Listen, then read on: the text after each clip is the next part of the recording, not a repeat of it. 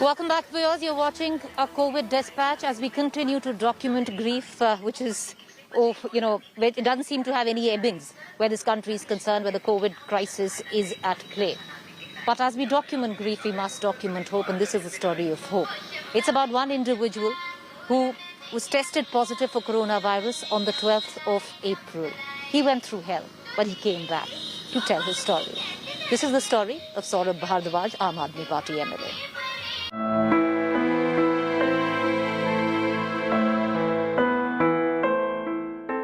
This is the story of Aam Aadmi Party MLA Saurabh Bhardwaj. 41 years old, Saurabh represents the Greater Kailash constituency and lives there with his wife and a 7-year-old daughter. Saurabh Bhardwaj tested COVID positive on the 12th of April.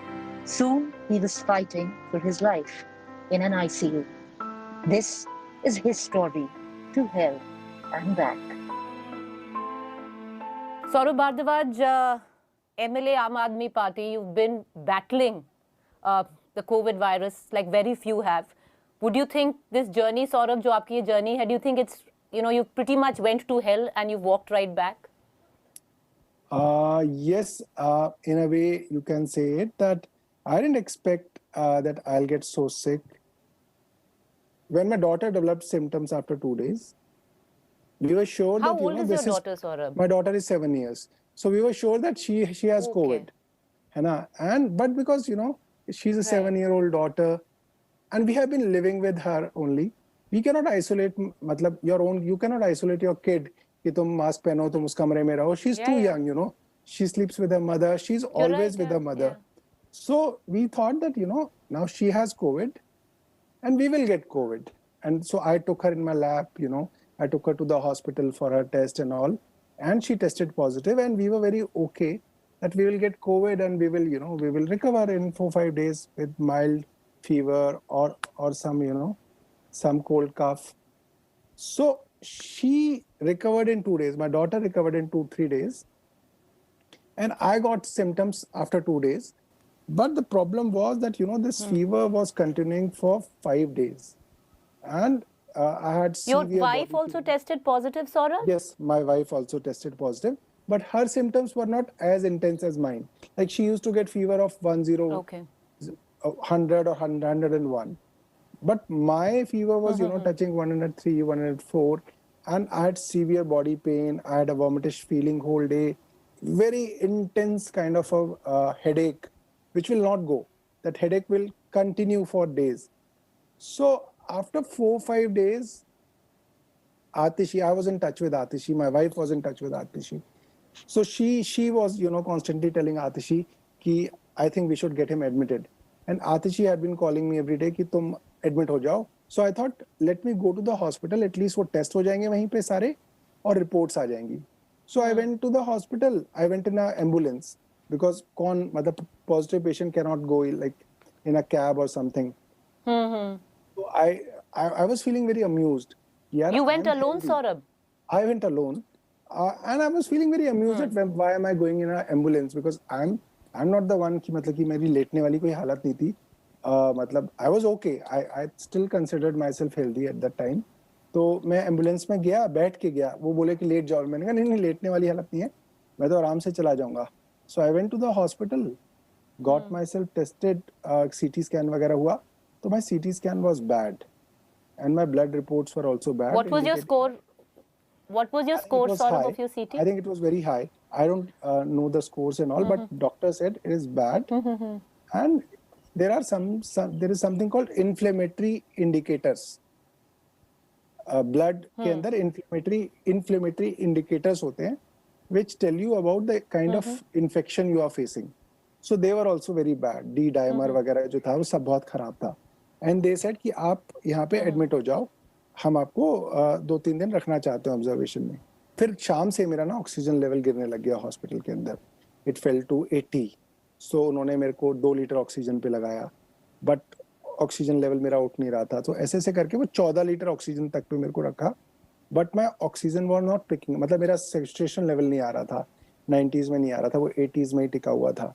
So even after 14 liters of oxygen. हाँ. So they got मतलब मुझे लग रहा है फिर वहाँ पे panic हो गया इसको लेके, and probably my wife called, you know, कई सारे लोगों को she called up कि वो बहुत सीरियस हो गया, ये है वो है. तो I could see that panic happening in hospital also. Doctors ये वो. So they said कि नहीं, I think we have to shift him to the ICU.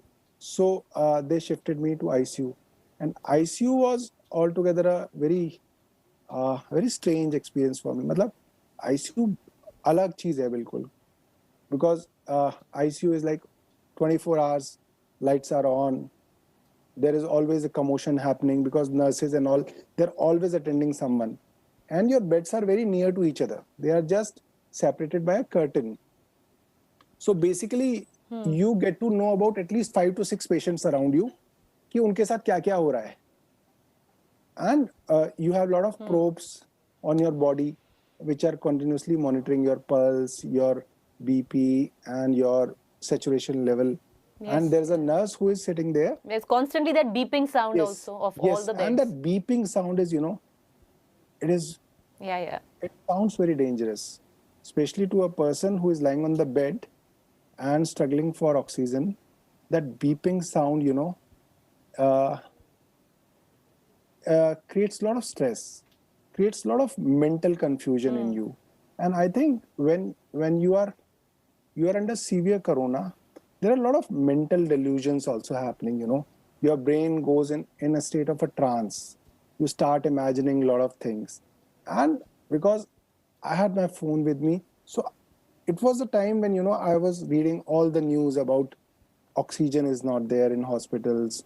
There are SOS calls going across India for oxygen. So I was feeling so, you know, stressed कि ये क्या. But Saurabh, I saw that video of yours. Right. वो जो video आपने एक जो video दिया था वो देखा था मैंने. Right.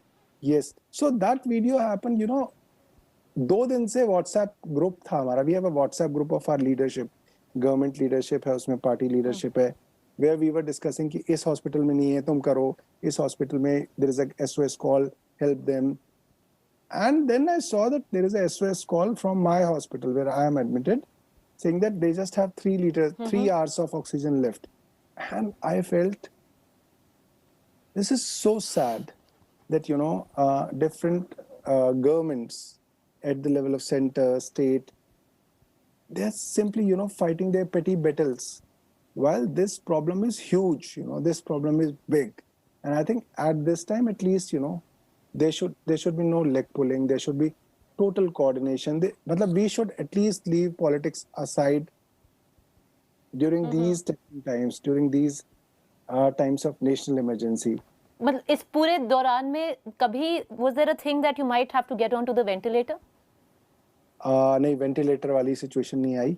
जब मैं highest level of oxygen पे था, तब ना एक बड़ी साधारण सी चीज है. I think it's such a simple thing, which I didn't believe it will work, but it works. It is like, you know, if you are facing lack of oxygen in your body, you are on oxygen or you don't have oxygen resource, just lie upside down. आप अपने पेट के बल, अपने chest के ऊपर late जाइए, उल्टा late जाइए.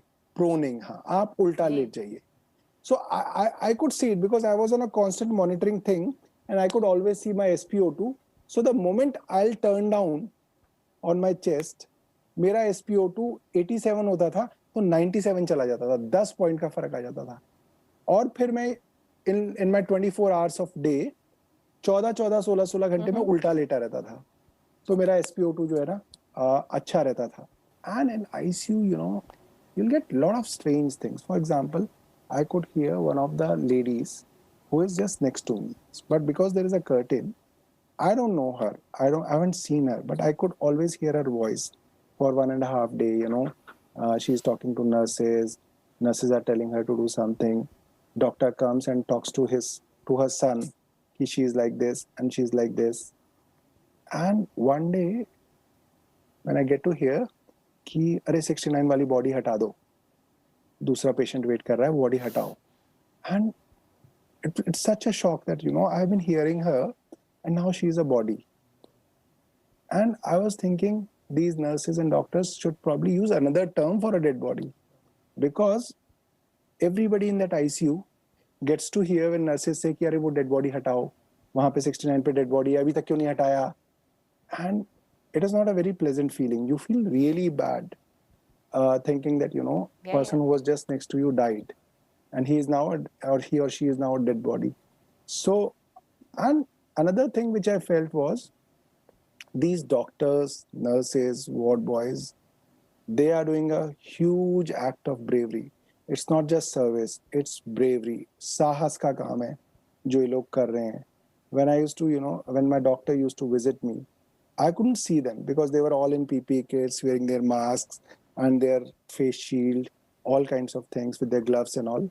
But from their voice and from their body posture, I could understand that this doctor is quite senior. I think his name was Dr. Chatterjee, and he is probably 65 plus. So for a person who is 65 plus, he is visiting my ICU where there are all serious patients, who are heavily infected with corona, and they're coughing because patients don't use masks. We are coughing, spitting, and we are doing everything there in that ICU. So you can imagine the kind of viral load you have in the ICUs. Yeah. And in such heavy viral load environment, this doctor who is 60, 65, who has kids at home, who has responsibilities, who is equally vulnerable, they are visiting ICUs, talking to the patients, recommending them medicines. And the same goes for nurses, Nurses sit in that ICU for 8 hours, 12 hours. They are breathing in the same air. I think it's a huge act of bravery. And we as a society owe so much to all this medical and paramedical staff. Although before I got sick also, I used to feel, yes, they are doing a big job, they are doing a great job. But after coming from hospitals and ICU, the kind of patience level they have, the kind of empathy they have for the patients, I think it is unimaginable. And we as a nation, we as a society owe a lot to this community. Saurabh, what was your weakest moment? Did you ever reach a point where you thought this was my weakest moment? Preeti, one thing I was pretty sure, I don't know why there was always a confidence. I never thought that I'll die. When I was in ICU, I got to the maid who used to work with us, who we got admitted at one of the hospitals in ICU. We arranged plasma for her. She died. So that day, that sound of ICU and that, that lights of ICU. So there was an illusion which got created in my mind while I was in a kind of a trance that this voice, there is a huge fire burning and there is a Yamraj who is roaming around and he's simply, picking up people and putting them in fire. He's picking up people, putting them in fire. It was like, Yamraj is just roaming around and he's very angry with us. He's very angry with us and Indians. God is very angry with us as Indians. And he's saying, now I'll pick up people I want. And he's simply picking. And I could see those faces, like, that volunteer of ours, that maid of us, that, he picked that volunteer of ours and he pushed him in the fire. He picked our maid, pushed her in the fire. And that was I think it was a very weak moment for me. And it was a illusion which was getting created in my mind. And although, in a way, I knew that this is an illusion, but I knew that, this is something which is happening around us. Because those lights and all, they create an illusion of fire. Yeah. I'm sure the path to recovery is still on. You must be strengthening your lungs. All of that, it's an ongoing process. But you're well, and we wish you well. Thank you. And thank you, Saurabh. I really appreciate you taking this time off and joining us right now because, like I said, you're still recovering. But thank you so much. And we wish you lots of health and lots of love to your family. Thank you. Thank you. Thank you, Saurabh. With that, viewers, it's a wrap on this